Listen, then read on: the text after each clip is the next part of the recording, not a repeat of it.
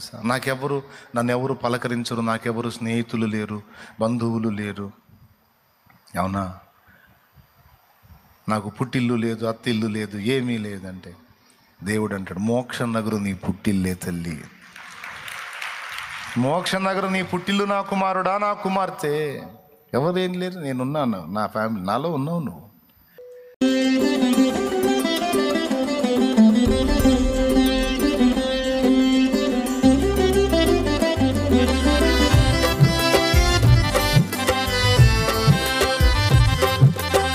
అందుకే నాకు అది లేదు, ఇది లేదు, నేను అట్టయ్యాను ఇట్టయ్యానని ఏడుస్తూ ఉంటే ఏసై నవ్వుకుంటూ ఉంటాడు. ఎంత పిచ్చిదానివే తల్లి నువ్వు, ఎంత పిచ్చోడివినాయనా నువ్వు. నేను నీ కోసం సిద్ధపరిచిన దానిలో నువ్వు బాధపడుతున్న ఏ మూలకన్నా వస్తాయా? అసలు నేను నీకు ఇచ్చినవి ఎంత గొప్పయో తెలుసా?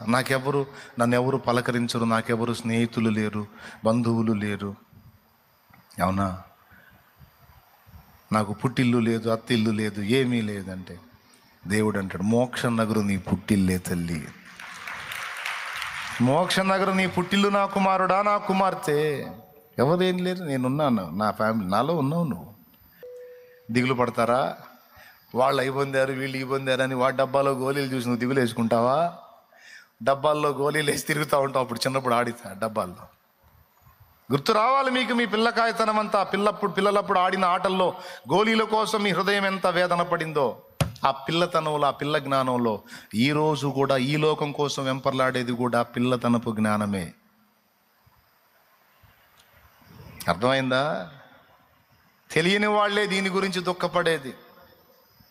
నువ్వు దేని గురించి దిగులు పడాల్సిన అవసరం లేదు. ఎందుకంటే నీకు అన్నిటికంటే మొట్టమొదటి అద్భుతమైన గిఫ్టు, కోట్ల కోట్ల కోట్ల కోట్ల స్వాస్థ్యము కంటే గొప్పదైన గిఫ్టు యేసయ్య నీ ఆస్తి.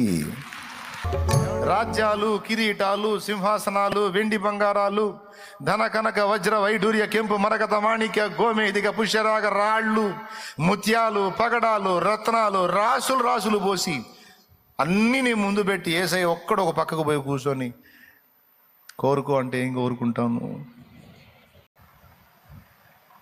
కన్నీళ్ళు వచ్చేస్తాయి కదా. కోరుకో, ఏం కోరుకుంటావు అంటే ఎవరిని కోరుకుంటావు? ఈ రత్నాల రాసుల్ని కోరుకుంటావా? వజ్ర వైఢూర్యాలను కోరుకుంటావా? సంపద, సిరి సంపద నీతో సమానం అవుతాయా నాయనా? నీకు సాటి వస్తాయా? ఆయన కూర్చొని నా దగ్గరికి ఎందుకు వస్తున్నావు పిచ్చి మొహం, పో అవన్నీ తీసుకోపో నీకే పో. ఆయన కూడా అటు తిరిగి కూర్చున్నాడు అనుకో. నువ్వు ఎడిపోతావు? చేయొచ్చు. ఏసుకి వెళ్ళిపోతావా, లేదా సంపదలకి వెళ్ళిపోతావా? ప్రభుకి వెళ్ళిపోతావు, సంపద. మరి ఏడు సేవగా నాకు స్థలం లేదు, బంగారం లేదు, ఉద్యోగం లేదు, అది లేదు, ఇది లేదు అని శనిగావుగా. ఇల్లు లేదు, అద్దె కొంపల్లో బతుకుతున్నాను, నాకు అట్ట ఉంది, కష్టాలు వచ్చింది, నన్ను వాళ్ళు అన్నారు, వీళ్ళు అన్నారు, తెగ ఫీల్ అయ్యావుగా. అన్నిటికీ మించిన ఘనత ఇస్తున్నాను, పో తీసుకొని అనుభవించుపో అంటాడు. ఆయన పో పక్కన కూర్చుంటాడు. నువ్వు ఎడిపోతావు? అందరూ చెప్పండి, ఎడిపోతారు? నేనైతే సంపదలు బాగా ఇబ్బందుల్లో ఉన్నా, నేను అటే పోతాను అన్న అంటావా? ఏసైకి వెళ్ళిపోతావా? అప్పుడు ఏసై అడుగుతాడు, ఎందుకు వస్తున్నావు ఇటు? నా దగ్గర ఏం లేదు, ఒట్టుడినా నేను, ఏం లేదు నా దగ్గర, అయ్యో పో తీసుకోపో అంటాడు. ఏం చెబుతావు?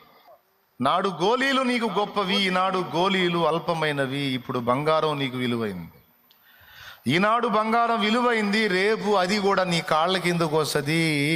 అంతకంటే ఎక్కువ మహిమ నీకు దొరికింది. అది గుర్తుపెట్టుకో. ఏం బ్రదరు, ఇల్లు లేదా? అది ఇల్లా? ఇన్ని సంవత్సరాలు ఇల్లు కట్టుకోపోవటం ఏమిటే? ఇల్లు లేకపోవటం ఏమిటి? ఇల్లు లేదని ఎవడు చెప్పాడు నీకు? ఉంది. ఏది? మెటీరియల్ తోలుతా ఉన్నాను, జరుగుతుంది, వర్క్ జరుగుతుంది. మెటీరియల్ తోలుతున్నావా? సంవత్సరాలుగా తోలుతున్నాను మెటీరియల్. పెద్ద ఇల్లు కడుతున్నాను. ఎక్కడంటే ఫైనల్ అనేవి చెప్తాలే. అసలు ఇల్లు లేదని ఎవరిని ఒప్పుకోవద్దు. నువ్వు ఇల్లు లేదా, కిరాయి ఇల్లా అంటే ఒప్పుకోవద్దు. లేదు కడుతున్నావు అని చెప్పు. అబద్ధం కాదు, నిజమే నేను చెప్పేది. కడుతున్నావు సార్, సరుకులు పంపిస్తూ ఉన్నా, డైలీ జరుగుతుంది, పని జరుగుతుంది ఇప్పుడు. అంటే ఇంకా సాగుండి ఎక్కడ కడుతున్నావు ఏంటంటే కొంచెం మరుగు నుంచి వెళ్ళి కొద్ది రోజులు ఎవరికి తెలియకూడదు అని అట్లా ఉంచాను. ఫైనల్ అయినాక చెప్తాలే, చెప్పడం ఏముంది, డైరెక్ట్గా చూపిస్తాలే. అంతేనంటావా? చూపిస్తావు నాకు? నువ్వు కూడా కడుతున్నావు అయితే, ఏమో అనుకున్నా. ఏమాత్రం ఏంది అంటే గట్టిగానే ఉంటుంది, పెద్దదే అని చెప్పు. ఏమాత్రం ఎన్ని గదులు ఏందంటే అవి నేను చెప్పకూడదు, ఇప్పుడు చెప్పు, చూపిస్తాగా నీకు అంతే. స్తోత్రం, హల్లెలూయా. అబద్ధమా నిజమా? అది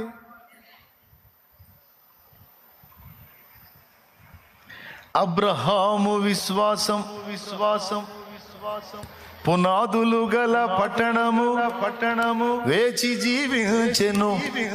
పునాదులు గల పట్టణములో నా కొరకు కట్టడం ఉన్నది, నా కొరకు ఒక కట్టడం ఉన్నది. అర్థమైందా? ఇది పునాదులు లేని పట్టణము, ఇది పునాదులు లేనిది, ఇది ఒకనాటికి లయమైపోయేది. మనం ఇప్పుడు పునాది భూమి మీద వేస్తాం కదా, భూమిలోకి పునాది వేస్తాం. బైబిల్ చెప్పేది ఏంటంటే భూమే ఉండదు రా అని చెబుతున్నాడు. ఇక భూమి లేనప్పుడు నీ పునాదులకు ఎదురుగా ఎక్కడికి పోయినాయి? భూమితో పాటు అవి కూడా నిర్మూలమైపోతాయి, ఏముండవు. పంచభూతములు మహావేంద్రముతో లయమైపోతాయి అన్నాడు. కాబట్టి ఇది క్షయమైపోయే పునాదులు, ఇది ఉండదు. కానీ అక్షయమైన లోకములో పునాదులు గల ఆ పట్టణములో నా కొరకు నా దేవుడు ఒక కట్టడమును కట్టుచున్నాడు. అది ఎప్పటికీ నిర్మూలము కానిది, శాశ్వత కాలం నాకే ఉంటది. అది నా యేసు కడుతున్నాడు. హల్లెలూయా. నిర్మించుచున్నాడు క్రీస్తు ప్రభు నా కొరకు ఒక భవంతి. ఇది అబద్ధం కాదు, ఏదో ఊహ, ఏదో ఇమాజినేషన్ కాదు, ఇది రియల్.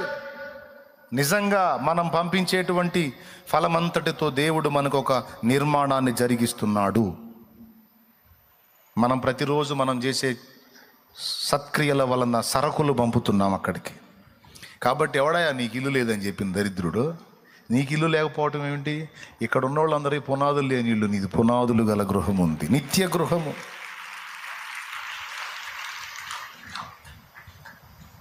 ఓకేనా? కాబట్టి దిగులు పడతావా, ఏడుస్తావా, వేదన పడతావా? ఎక్కువ ఏడిసేది మనం మనుషుల మీదే, నన్ను ఎవడు పట్టించుకోవట్లేదని. అస్సలు లెక్క చేయొద్దు. నా తండ్రి నిన్ను భూమి మీదకి పంపించాడు, ఈ భూమి మీద నీకు జీవితం ఇచ్చినంత వరకు పోషిస్తాడు, నీకు కావలసిన సమకూరుస్తాడు, నిన్ను ఎలా వాడుకోవాలో అలా వాడుకుంటాడు, నిన్ను ఎలా దీవించాలో అలా దీవిస్తాడు. ఎప్పుడు ఏది ఏ సమయంలో నీకు అందాలో తప్పనిసరిగా తగిన కాలం ముందు నీకు అందిస్తాడు. అస్సలు దిగులే పెట్టుకోవద్దు, కృంగిపోవద్దు, చచ్చిపోవాలన్న ఆలోచనే రానియొద్దు. అరే నేనెందుకు చావాలి సార్? దిక్కు లేనోడు, దశ లేనోడు, గతి లేనోడు, నిరీక్షణ లేనోడు, ఆదరణ లేనోడు, రక్షకుని ఎరగనోడు పోతాడు. నేనెందుకు పోవాలి? నన్ను ప్రేమించి నా కోసం మహిమను వదిలిపెట్టి దిగివచ్చి ఉమ్ములు, అవమానాలు, కొరడా దెబ్బలు, దూషణలు, బాధలు సహించి చిత్రవదను అనుభవించి నా కోసం ప్రాణం పెట్టిన నా ప్రేమికుడిని వదిలిపెట్టి నేనెందుకు చావాలి సార్? నా కోసం చచ్చేంత ప్రేమ కలిగినోడు ఉంటే అనుకో, ధైర్యం తెచ్చుకో, పోరాడు, దేవుని బట్టి రోషం తెచ్చుకో, నిలబడు. దేవుడు నీకు తోడై ఉన్నాడు. నీకు సిద్ధపరిచినవన్నీ తగిన కాలం ముందు ఒకటొకటిగా అన్నీ నీకు అందేటట్టు చేస్తాడు. ఆయన అన్యాయస్తుడు కాదు. ఆయన అన్యాయస్తుడా? అరే అన్యులకే అన్ని దయ చూపుతున్నప్పుడు ఆయన రక్తంలో కడగబడిన నిన్ను వదిలిపెడతాడంటాయా? కాదన్నా, నేను అనాథలాగా బతుకుతున్నానన్నా, నాకెవరు ఎందుకు లేరు నీకు? అపోస్తలు నీ వాళ్ళు, దూతలు నీ వాళ్ళు, దేవదూతలు నీ గురించి మాట్లాడుకుంటారు. నీకు తెలుసా సంగతి? ఎప్పుడు ఏడుపు కొట్టు మొహం వేసుకొని తిరుగుతూ ఉంటాను. నీ గురించి దేవదూతలు డిస్కషన్ చేస్తారు. నీ రేంజ్ ఏంది, దూతల రేంజ్ ఏంది? దూతలు నీ గురించి మాట్లాడుకోవటం ఏంటి? నమ్మగలవా? కానీ వాక్యం నేను చెబుతుంది నిజం. దేవదూతలు నిన్ను గురించి డిస్కషన్ చేయటం ఏంటి? పరలోకంలో నిన్ను గురించి సంభాషణ జరగటం ఏంటి అంటే జరిగిద్ది. ఎందుకంటే నువ్వు ఉండటానికి ఇక్కడ ఉన్నావు, కానీ నీ పౌరత్వం అక్కడుంది. నువ్వు ఉండటానికి ఇక్కడ ఉన్నావు, నీ పౌరత్వం అక్కడుంది, నీ సభ్యత్వం అక్కడుంది, నీ ఆధార్ కార్డు అక్కడుంది. నువ్వు అక్కడే పౌరుడివి, పని మీద ఇక్కడికి వచ్చావు. నీ జయాపజయాల గురించి అక్కడ డిస్కషన్ జరుగుతూ ఉంటుంది. అర్థమైతే ధన్యులు, అర్థం కాకపోతే చేయగలిగింది ఏం లేదు, వదిలేయండి. అర్థమైతే చేతులు ఎత్తి స్తోత్రం చెప్పండి. 2 చేతులు ఎత్తి. ఎంతమందికి ధైర్యం కలిగింది? ధైర్యం వచ్చిన వాళ్ళు చేతులు ఎత్తండి. అంటే ఇంతకుముందు మీకు భయం కలిగింది.